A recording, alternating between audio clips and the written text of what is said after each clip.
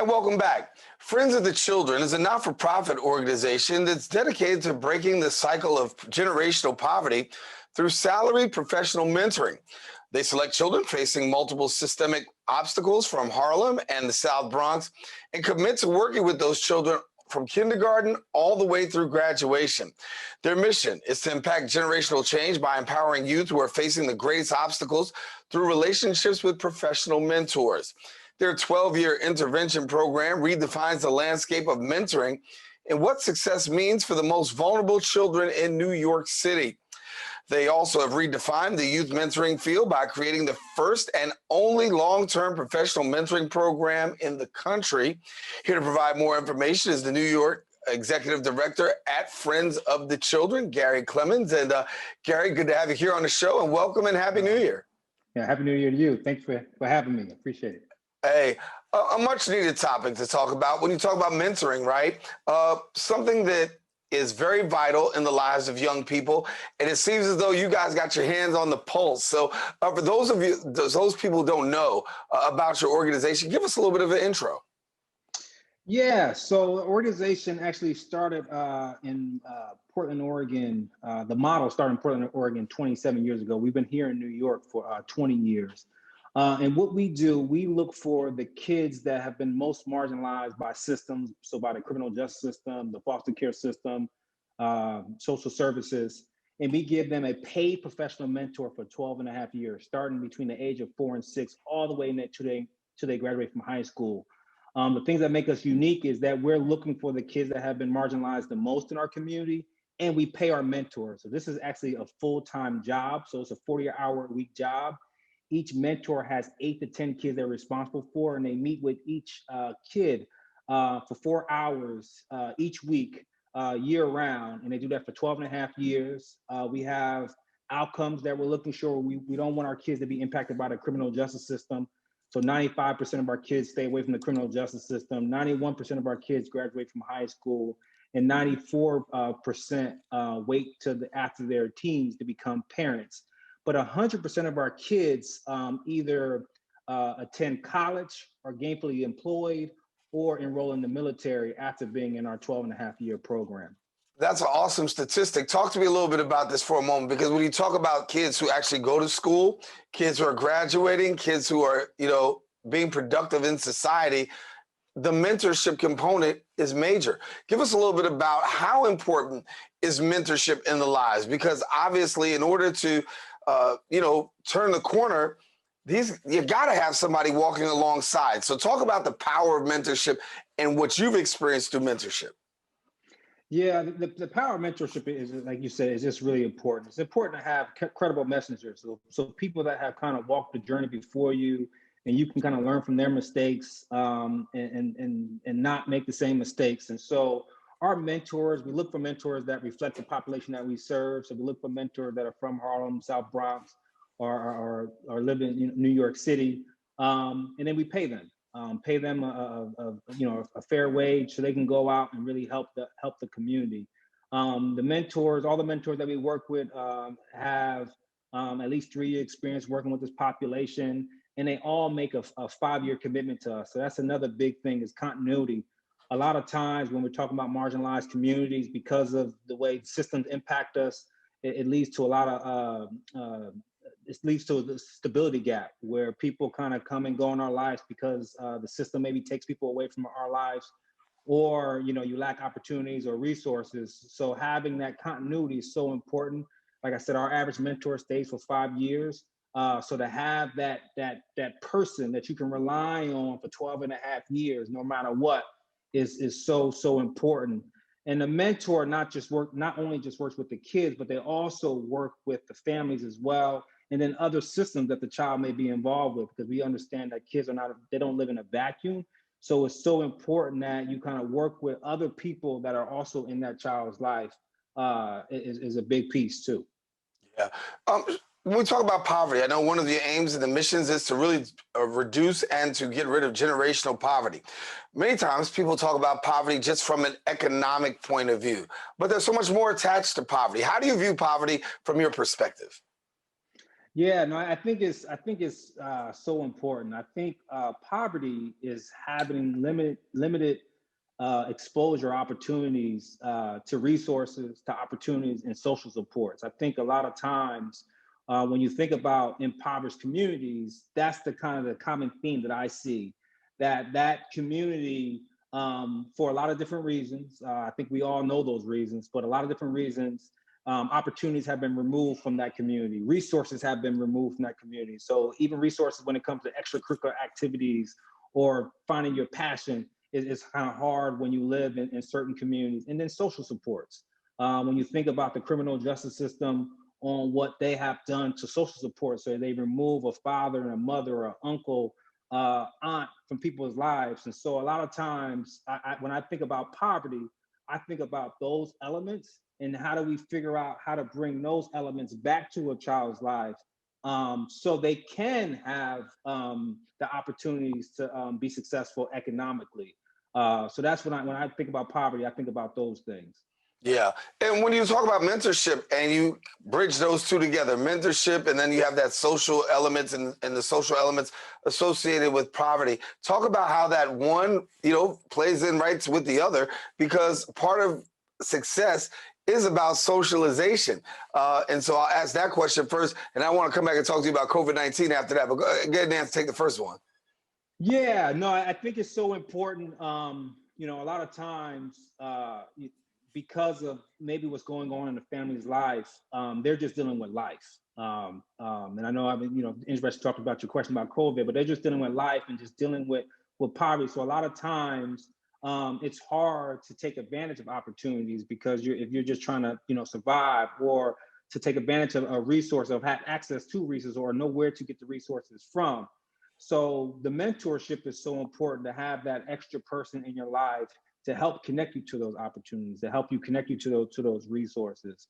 Myself, I'm from a very similar situation to some of the kids are from, and because I've had mentors that came into my life, I was lucky. I had mentors that came into my life at certain points in my life, and they gave me opportunities. They gave me the social supports. They gave me the resources I need to be successful. Somebody gave me $1,500 to start a business when I was, in my mid 20s, and I was able to start a business, and that took me out of poverty.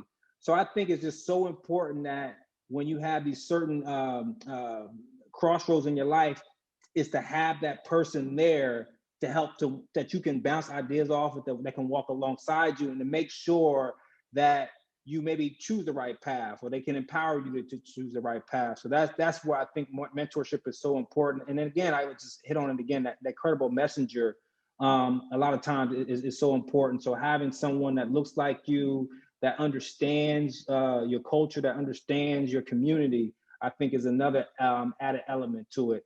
So mentorship is just a big piece when we think about this whole landscape of restorative justice or social justice. I think it's such a added element to it. Yeah. I'm born and raised in Harlem, came out of St. Nick Projects, and I'm where I am today. But I also recognize that I had a lot of people around me and I had that support network that really made the difference. And I think that when you have a support network, that support network can make you. And if it's negative, of course, it could actually break you. But you guys have done a great job of providing that positive support network. But has the network been interrupted, given the fact we talked about COVID-19? How has it impacted what you do? How has it impacted young people who've got these mentors? And now, guess what? We're all facing this COVID-19 pandemic. Correct. No, I think the COVID-19 has affected our staff, but what we were able to do was able to pivot and move everything remotely. So right when COVID hit in March, we did an assessment with our families to figure out what their needs were. So we found out, where was food insecurities, people that didn't have the appropriate Wi-Fi or devices, people that were having job insecurities, or just figuring out how they didn't know how to manage each day. And so the mentors did a great job of fulfilling those needs. And I think a lot of times when you think about certain communities, especially the communities that we work with, the most marginalized, people want to help them when when a COVID-19, a pandemic happens. And I think if you don't have relationships with those people, it's hard to step in and say, oh, now I'm here to help you, because they're like, who are you? So I think it's so important for a group like ours. We have 3, 5, 10-year relationships with these families. So when we reach out and we say, hey, what do you need? How can we help? We're already in a position we're in a trusted position. And so we were able to have that assessment. We responded. For the first 3 or 4 months, we removed to everything remote. So we did Zoom meetings. So people did a great job of coming up with creative outings with the kids.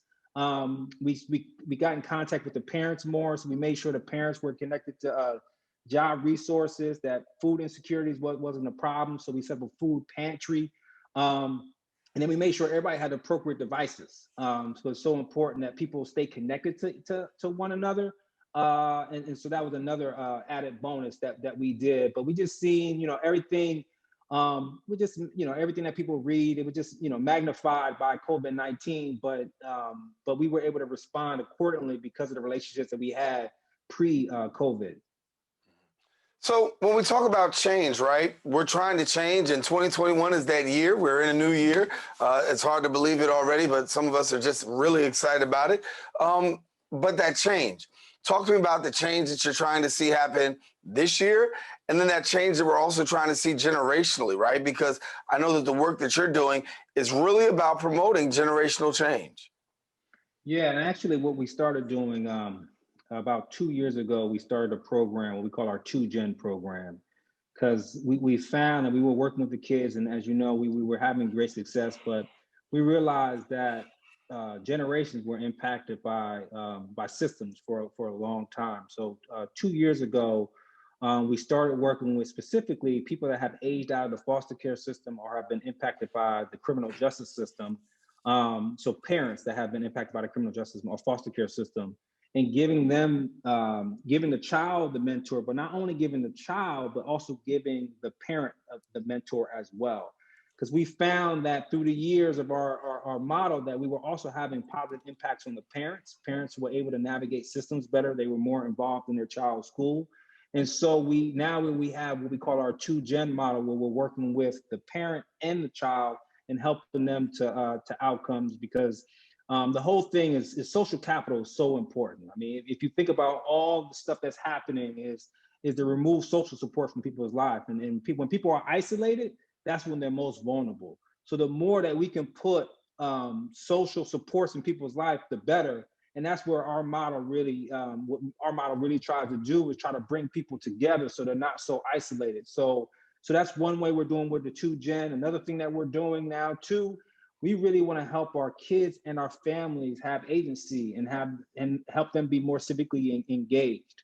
And so we started two committees, two policy committees. So we have a youth-led policy committee where we're talking about things that are going on. So we're going over the Breonna Taylor case and no-knock warrants and figuring out what we can do around those things. But then we're also talking to the parents and really having the parents reflect on their own journey and figuring out what systems maybe have impacted them and help them advocate for change that's in those systems. So if they're seeing, when it comes to the police system, the criminal justice system, the ACS foster care system, housing, we want to give them voices. And so we are coming together, helping them form their own coalition and joining other coalitions to help the families have voice, because that's another thing. Social capital and giving people a voice so they feel like they have some control of their future is another big thing that we're really working on for 2021.